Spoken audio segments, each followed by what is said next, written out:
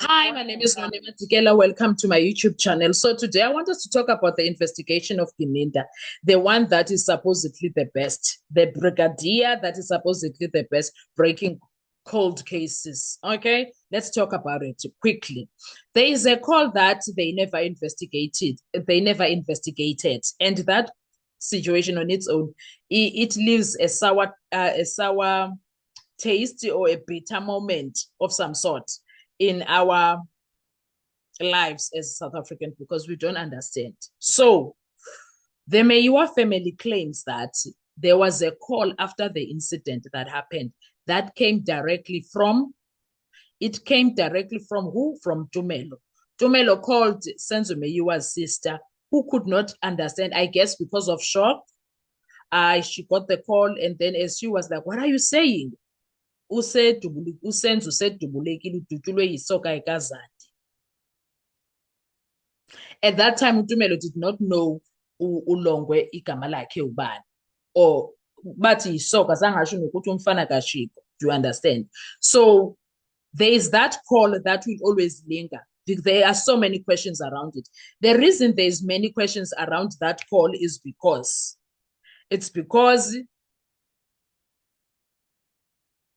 why Ugininda does not investigate this. Ugininda talks about it casually. Okay, let's get into this. Now, what if I told you there is a phone call that could change the entire direction of the Senzo Meyiwa murder trial, but it was never properly investigated, not verified, not tested, not broken down, just asked once and abandoned? That alone is problematic.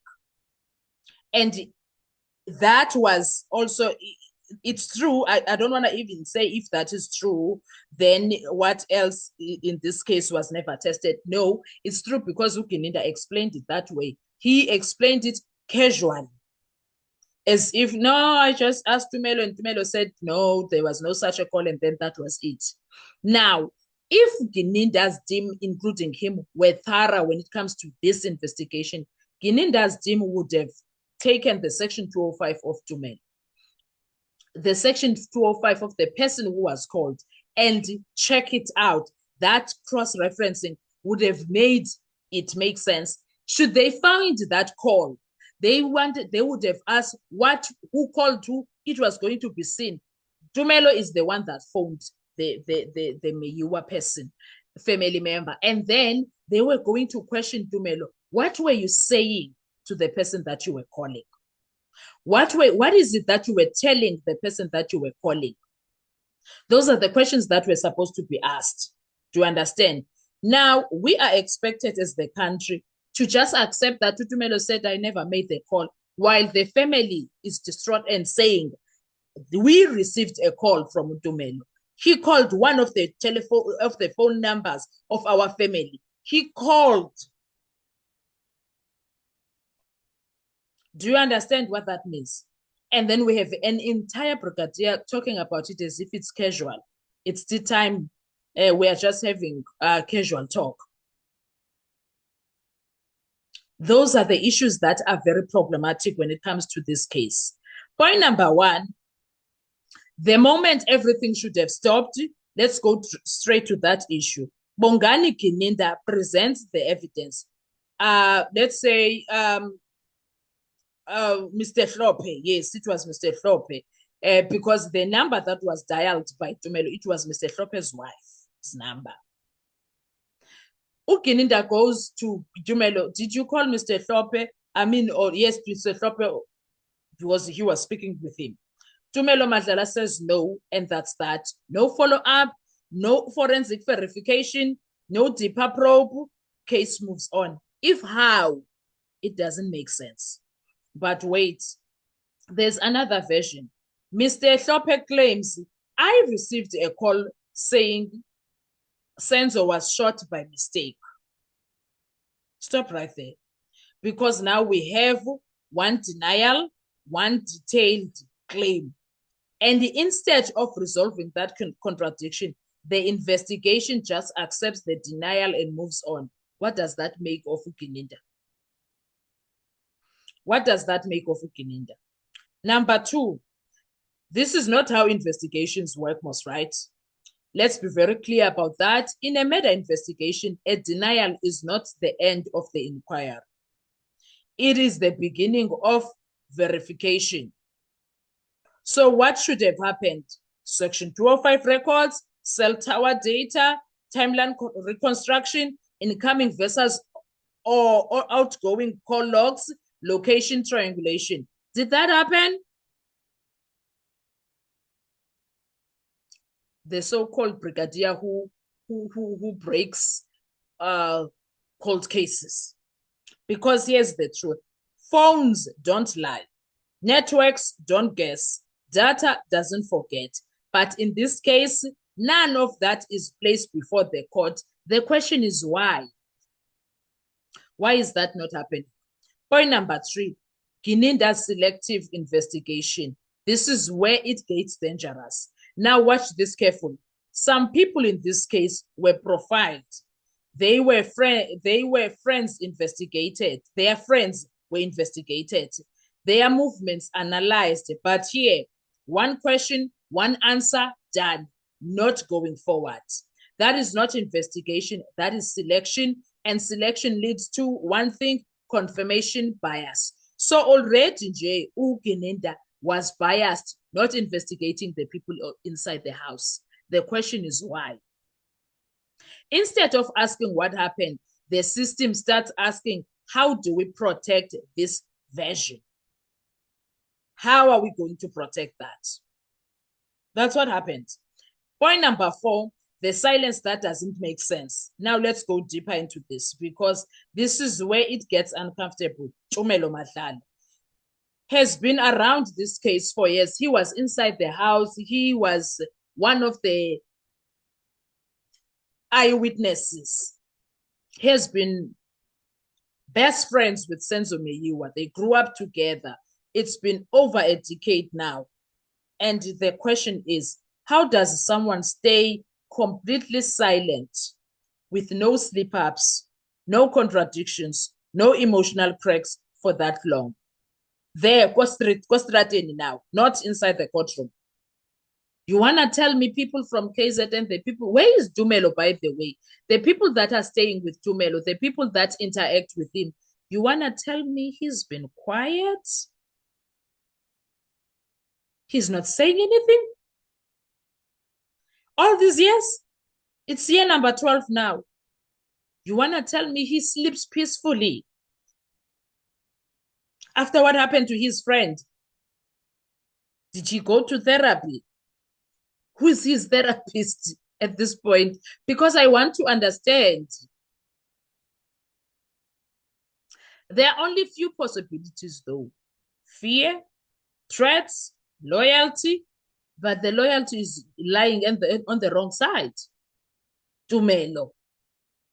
Or something bigger being protected. I don't think it's Kelly Khumalo. Why would you need to protect Kelly Khumalo? Because let's be honest, normal human behavior does not look like that, guys. You don't keep quiet and not sleep. It comes, it pops, unless umthakathi wangempela. Unless Tumelo hated Senzo Meyiwa, he was not the friend that Senzo thought he was. Unless Tumelo is not the friend that we also thought he was to Senzo.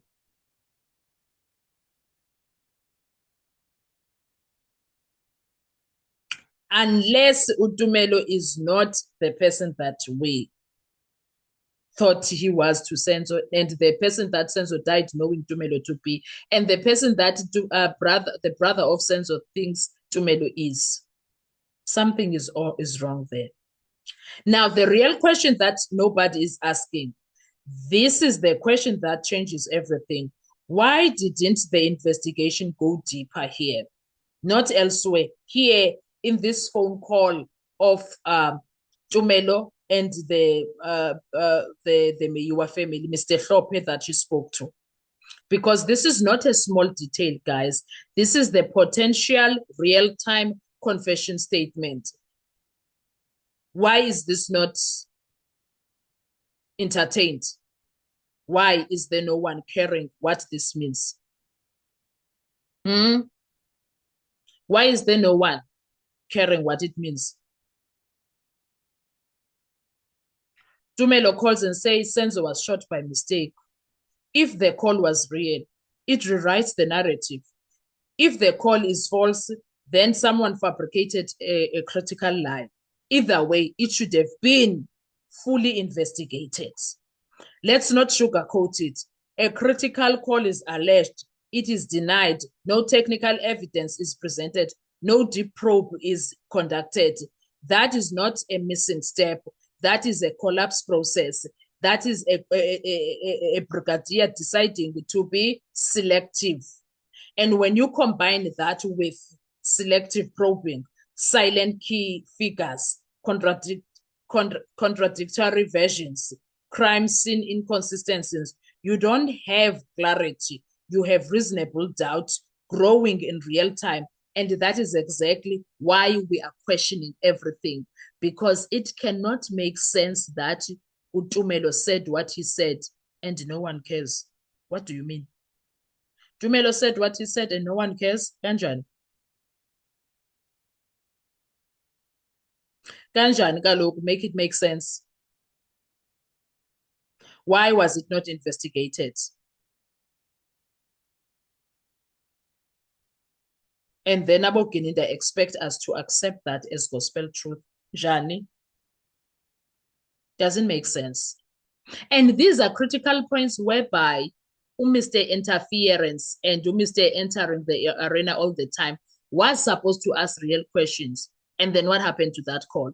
Clarification questions like this. He was supposed to ask those things. So you say that there was a call that was, and both from Tumelo's time in the witness box and Geninda's time, this is where Judge Rata was supposed to strike gold. But guess what? He did not. Sorry, he did not ask questions. This is where he was supposed to seek clarity. He did not. And then we are expected to take what Tumelo said as gospel truth and accept it and move on. Njani, make it make sense. Make it make sense.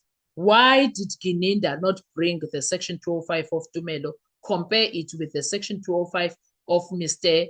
Hlophe or his wife, whoever his phone was used to call them? Why was that exercise not done? Why? That will always linger because we want to know why the right thing was not done. Because if that comparison was done there, we wouldn't be asking this question. We will be happy unless something came out of it that is questionable, to understand. But now, not doing it is also bringing us into this video. We are asking questions. We are asking questions and the country is asking. We need answers. Why is Geninda selective in his investigation? He is thorough when he is doing the cooking, but he's not thorough when he is supposed to deal with the things that needs to be dealt with. Why? Do you see the problems there? Do you see the investigation failures that were hey, there's a lot that is going on there, man. And we are expected to say, no, oh, Geninda did a good job. Geninda did a good job. My back, my foot, man. Anyway, what are your thoughts when it comes to all of this? Let's talk in the comment section. I want to hear your views. Thank you so much. Do enjoy your day. Bye-bye.